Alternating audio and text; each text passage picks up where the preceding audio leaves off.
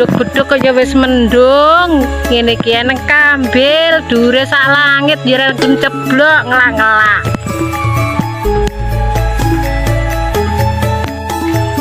Lho. Kaya elis unduh lombok kae. Elis. Sopo celuk-celuk kene ini?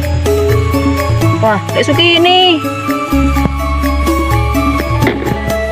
Rene golek lombok.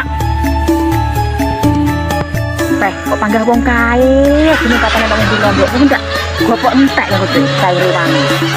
Wis tak mlaku aku lek ngono. Masalah. Kowe nandur lombok kaya ngono kuwi yo, iki ning ngadah iki. Ora gelem ngomong-ngomong iki. Cuma dijaluki iki. Pokoke aku arep njaluk dadi seminggu apa 10 dino iki. Lombok larang kok yo. Kaya ngene iki jajale. Jajale rene sik. Iki lho, ora ono ngono lho. Ketan iki. Ya, kasih lombok kaya ngene kok. Sing tak golek iki sing gratisan njaluk kami titi ya dadi semono kuwi 10 dino apa seminggu. Nek wong njaluk seminggu sampai 10 dino iki jenenge wong ora njaluk. Kuwi jenenge iki ngrampok. Lombok larang. Lah yo lombok larang nek kene caramu apa wis kok niati apa piye rene kandhe pas ndepis turut kono kae. Yo batinku yo iya.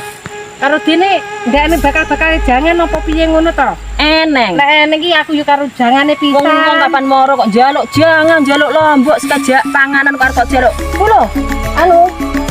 Jang apa ku jenenge? Godhong lumbu lak arep. Yo ora dawa, bature ditambani godhong lumbu. Yen nyeprang nek piye lambene bature. Wis dipakan jangan kate lambene kok ndombleh. Dipakan kon kelan lumbu kaya ngono kon ngelo bature. Lah yo bendina wong kok njaluk, iki lek ora njaluk ki lho kapan? Tuku sembarang larang golek yo gratisan ngene iki. Jane kowe iki mek apa lho bendina iki nang omah iki.